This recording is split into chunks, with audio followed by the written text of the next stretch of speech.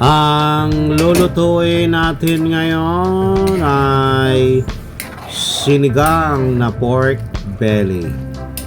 Simulan na natin, ilagay ang ating kawali, lagyan ng mantika na galing sa Baguio.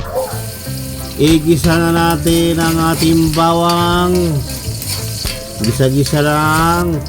At ilagay na natin ang ating pork belly at ating imekos-mekos. Mekos-mekos lang. Mekos-mekos. Lagyan natin ang sibuyas. Ilagay ang kamatis. At ating imekos-mekos. Mekos-mekos lang. Lagyan natin ng pamintang powder. At ating mekos-mekos. Mekos-mekos lang. Mekos-mekos. Mekos-mekos lang natin. At lagay na natin ang ating pampaalat na patis. At ating mekos-mekos. Mekos-mekos lang. Mekos-mekos. Ilagay na natin ang tubig. Isa pang tubig. At ating takpan. Palambutin ang karne ng ilang araw. Makaraan ng ilang araw, lumambot na. Lagyan na natin ang ating Knorr sinigang mix.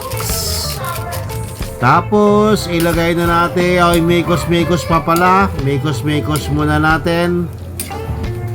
Mekos-mekos. Tapos ilagay na natin ang mga gulay. Talong, okra, at saka siling pansigang. Yun lang. At imekos-mekos sa ating takpan. Pakuluan ng konti. Mga 2 araw. Makaraan ng 2 araw. Ayan na. Ilagay na natin ang ating dahon.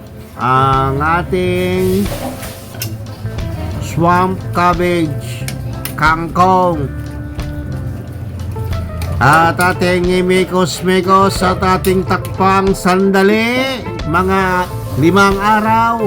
Makaraan ng 5 araw. Ayan na. Luto na ang ating sinigang. At atin ang ihain. Wow! Sarap na niyan. Wow! Sabaw pa lang, ulam na. Ayan. Sandok lang ng sandok. Lagyan natin ng maraming sabaw. Lagyan natin ng maraming sabaw para masarap. Ilagay natin ng maraming sabaw. Lagyan ng gulay. Ayan na, oh. Ayan na ang ating finished product. Kainan na!